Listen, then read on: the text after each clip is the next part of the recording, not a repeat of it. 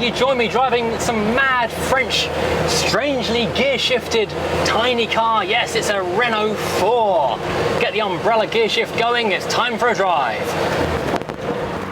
This is a 1985 Renault 4 GTL. And from 1961 until 1992, this was Renault's answer to the small car, their rival to the 2CV from Citroën, and their replacement from the rear-engined 4CV. Now, I'll apologise now about the road noise, but this is the only patch of shade I could find, and it's currently 33 degrees outside. Now, development work began on the Renault 4 in 1956. It was what Renault boss Pierre Dreyfus described as his blue jeans car. It had to appeal to a lot of different markets. It was a dwindling market, but there was still a need for the small holding kind of person who ran a small farm, poodled around the countryside with a tray of eggs in the back and all that kind of thing. But more and more people were moving to the city, becoming more urban, and they wanted something more sophisticated, more spacious inside, that didn't need the same level of attention. Every 1,000 miles is some of the routine maintenance on a 2CV. So they wanted something a bit more practical, a bit more modern. So this is where this design came in. At launch there were two versions, the R3 and the R4, which were taxation classes. The R3, which was a 603cc engine, was far more basic, less powerful. It even had a solid metal C-post here. And on the most basic Renault 4 you could pay another 400 francs and have this as a glass one. So, like the 2CV, it was cheap. They called it the Project 350 because it was 350,000 francs at launch.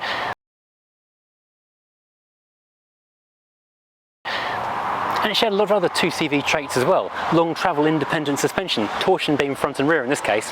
Separate body and frame construction. This is a semi-monocoque rather than the full monocoque or full body and frame car. Like the 2CV, it's front wheel drive, but now it's water cooled rather than air cooled. Now let's look at the engine. Now, the design brief for this car was to have a 600 to 700cc engine, and early cars actually used the development of the 4CV engine. That's not what this sounds like. In fact, that was quite a major development, the sealed for life system. It's got an expansion tank, it's got a radiator, it used antifreeze, so you didn't have to keep topping the water up. It wasn't a system where you expected losses. It is the system we're used to now, where you seal the system and just refresh it every couple of years. Now, initially there were two engine sizes, 603cc and 747cc. But in 1968 it gained the 845cc engine from the Dauphine. Now, that was standard on the Super and optional on certain other models. And that plugged on as the main engine until 1978, when it was replaced by the Sierra engine. Not the Ford Sierra engine, the Renault Sierra engine, which is an 1108cc four-cylinder, which became the main power unit in the GTL. So this probably has one of those, as it's a GTL. Meanwhile, the 845cc engine continued in service until 1986, when it was replaced by a 956cc engine version of the Sierra unit. Still with me? The Sierra, of course, had been around since 1962 and came from the 6TL. Now, no doubt you will have noticed I'm sitting on the wrong side of the car. For some reason the steering wheel isn't in the place where God intended, on the right, it's here on the left. The reason being that this is a French car, not just a French car, but an actual French car which recently came from the south of France, where it grew up, spent its life, and there's a boot full of receipts for it as well, all written in French with francs on it and everything. Now, no doubt you've noticed that this is totantastic in here. They were called deck chairs and all sorts in the old days. These being slightly later 1980s seats are actually more substantial, with proper backs, proper bases, and not like something you would take out and set up on the beach. Now, even though Renault had gone for a traditional car with, you know, a proper floor pan, a front engine, water-cooled unit, lots of traditional stuff like that, they still had to go a bit all out weird and, you know, just Renault really. For example, door handles. Let me out, etc. Where's the door handle? It's here. You have to put your hand inside the door and squeeze, and that lets you out. So yeah, it's kind of interesting. Also, the door check straps are not inside the door shut as you might expect on a car where they try and conceal the construction of the body. They're just a leather strap here, bolted to the door, bolted to the back of the A-post to stop the door swinging too wide. Also, because this is built down to a very tight price, sliding windows. So pull the little nubbin out, slide it back and forth, and it locks on the rubber strip when it's in the right place. This is very, very basic indeed. We've got a ton of headroom and a fairly decent elbow room as well, considering it's such a small car. The way this car is built, it's on a platform with the body attached to it. So the chassis is like chassis rails with a base, and then the body is kind of attached on top of that. So the platform is nice and wide, unlike a 2CV with the separate front wings and the kind of almost running board effect, which makes it quite a narrow body. The Renault 4 is like a full-sized car, as you would have expected by the late 50s, early 60s.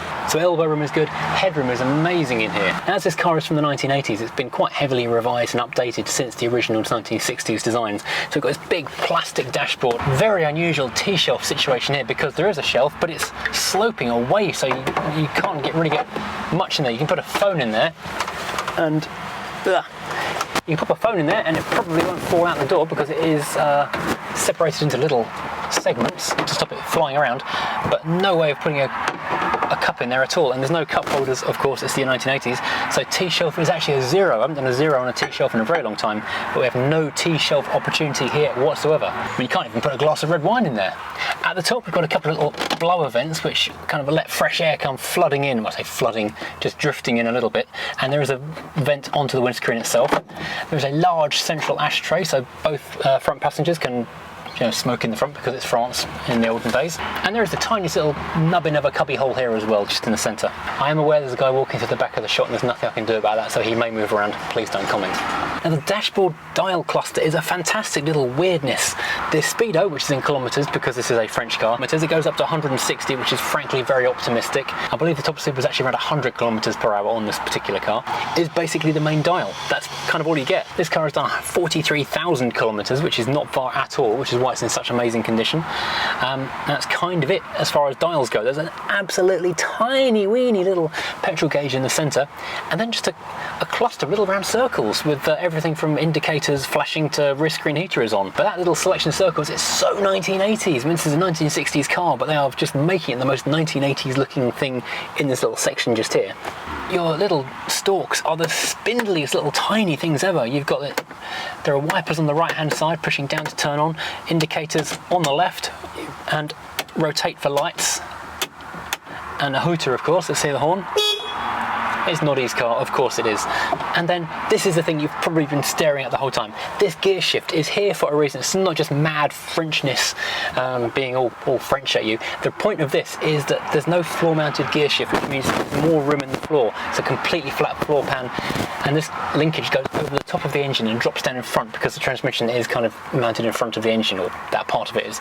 It frees up a whole load of space inside the car. We'll talk through it on the move in a moment.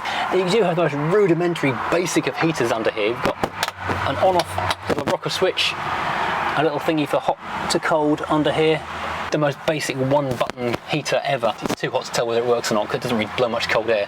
And there's a huge tray down here, absolutely massive amount of space down there. It's like a secondary T-shelf, but again, it's at an angle. At some point you could put bottles of Orangina, I guess. This car doesn't have a radio. There's a slot down here where a radio would go, and a baffle where a speaker could go, but not actually a speaker in here or a radio. Now, beyond that, you've got a couple of massive door bins in the front, plenty of room for a couple of bottles of red wine, or demise, I guess, and not much else. Shall we have a quick look in the back? Right. It's quite tight in the back, but it's a very small car, so to be expected. The seats are fairly comfortable, and again, there's a ton of headroom. It feels a little bit more closed in on your shoulders, and the doors themselves, still got the same crazy little door handles, are so tiny to get through. It's not a lot of space at all. You do have seat belts though in the back, which is a nice thing to find.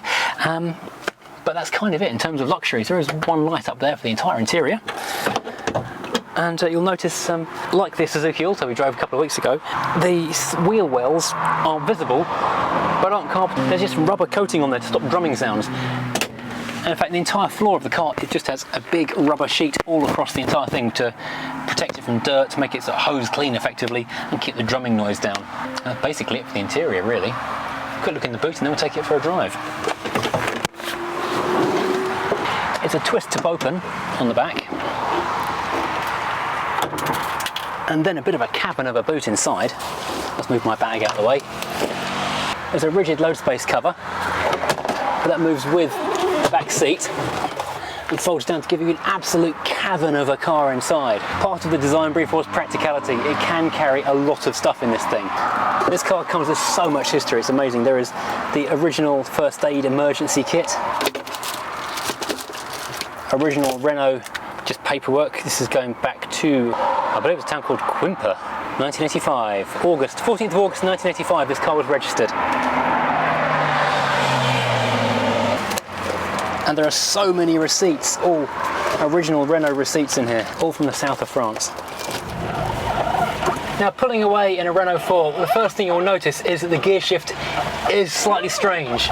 This umbrella gear change is a little bit unusual, to say the least.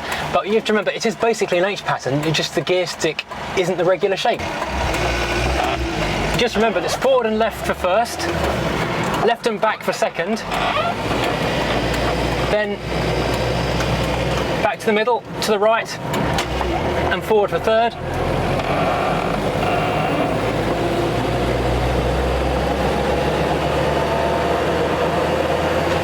And straight back for fourth. If you want reverse, go back to the middle, push it over to the right and all the way back. Now these cars are not rapid, that is a fact. Even the most powerful one was 0 to 60 in quite a long time. This little Renault 4 is currently for sale at Stone Cold Classics at Rootham in Kent.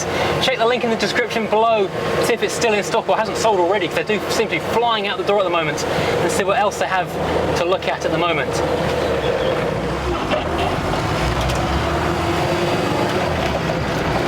Now originally, this was actually only a 3-speed gearbox. And that only had synchro mesh on the top 2 gears until about a year later when it gained synchro on all 3. And in 1968 it got a 4-speed gearbox like everything else in the market. But it's got 2 different kinds of torsion beams. The rear ones run side to side and the front ones run length front to back.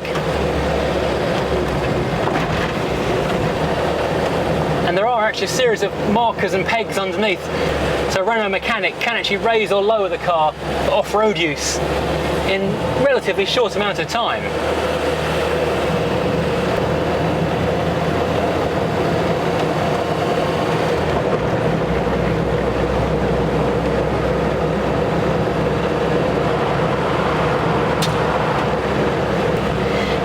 An astonishingly good seller, and they were designed to take on things like the Beetle and the 2CV, which are also astonishingly good sellers, but they sold around 8 million of them. Incredibly, the first million, and that first million came by 1966, so just 5 years.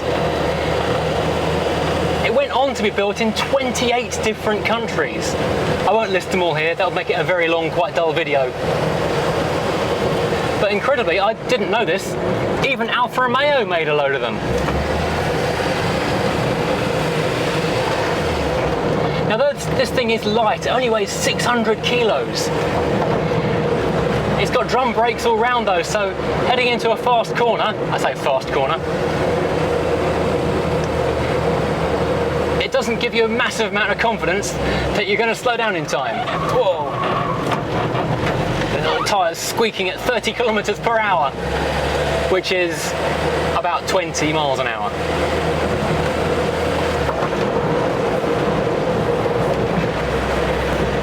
Now, I must admit, I thought this car was going to be an 845cc car rather than the 1108, so I researched that, and I can tell you that an 845 makes 30 horsepower and 41 foot-pounds of torque, or pound-feet of torque. And that gives it a 0 to 60 time of 38 seconds. So I'm fairly sure that this isn't an 845cc, because it does feel a fair bit brisker than that. I mean, it's still about a 20-second 0 to 60, I would estimate. I'll try and flash up the 1108cc spec on the screen in a moment, because yeah, clearly this isn't the car I thought it was going to be when I was doing a bit of reading up on it. It does bounce along the road like crazy. It's hilarious to be in.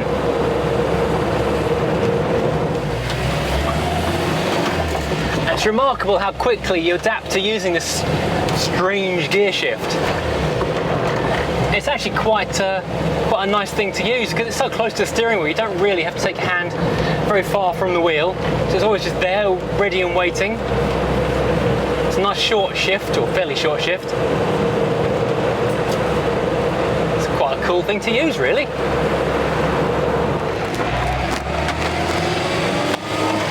The controls are actually almost disappointingly normal, to be honest. You expect something a bit madder than this just regular little sideways toggles and standard little just stalks. It's just way too normal. I am almost disappointed. Having been in production for around 30 years, that were obviously changes throughout its life. The grille on the front went from chrome to painted to plastic. This dashboard obviously changed over the years, as did the door handles, side trims, all kinds of things just evolved. And it's amazing the thing was still in production though. By 1982, the Renault 5 wasn't far away, the Metro was on the market. This kind of thing was looking very dated indeed, but still, it was plugging on. But quite surprisingly, like the Mini, there was enough of a following for it in certain markets that Renault decided that despite having technically been replaced by the newer model, the Renault 5, they would continue to run it side by side in sort of limited numbers. I do find that quite astonishing that they did that. Now, there were a few special editions and unusual versions of this car. For example, there was a Synpar, I believe it was called, which is a four-wheel drive version. There was the Plein Air, which was, I believe, aimed at a military contract, where it kind of really pared down, no doors, no roof, real lightweight, a bit like the Fiat 500 kind of noddy car thing. I've forgotten the name off the top of my head. It does look remarkably similar to that. The military contract never happened, but they did make a few of them for holiday use. Of course, there was the panel van as well, which was the boulangerie's favourite. You see the French sticks sticking out the roof. And the very last ones, the last 1000, were known as the Bye Bye edition. And they all had a little plaque on them to that effect. In Japan in 2003, there was a bit of an unusual attempt to revamp the 4, known as the Ansel Lapin. And it was a bit like the Nissan Figaro, but based on the Suzuki Lapin, which is the model we didn't get over here. And it was a body based on that car, which looked remarkably similar to the Renault 4. Getting up to some kind of speed, and it does feel a little bit wobbly. You can feel it's quite narrow and quite tall, and it's on very skinny little tyres. Now, torsion beam suspension is designed more for bad surfaces and unmaintained roads than going for any kind of high speed effort.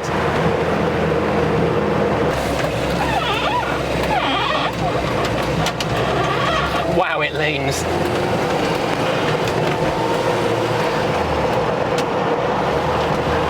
I was going to say wow, it leans but it sticks, but unlike say like a Rover 2000, a P6, which leans but sticks, this leans and then makes horrible squeaking noises from the tyres even at about 30 kilometers per hour.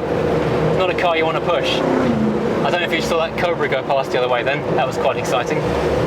I have always been a bit of a fan of these cars. I've always thought they were just wonderfully French, quirky but with enough sensibleness to make them quite practical. And I think it's even come up as a question on the live chats, would I go for a Renault 4 or a 2CV? And I have to say, the Renault 4 has always been my choice given that particular predicament. And it's a while since I've driven one, but I've forgotten just how much fun they are. They are not rapid, they do lean. The GTL has got bigger drum brakes than standard, so you can stop a little bit better than in a more cooking model. But they are just huge, huge fun. And if you have got to take a load of stuff to market, then you've got a great big boot perfect for it. What's not to love? Well, thanks for watching. I hope you've enjoyed this little ride out in the countryside in what is really a little French icon. If you've enjoyed this, please hit like, please hit subscribe as always. Please share with a friend on Facebook if you've liked this. And I'll see you again driving something completely different.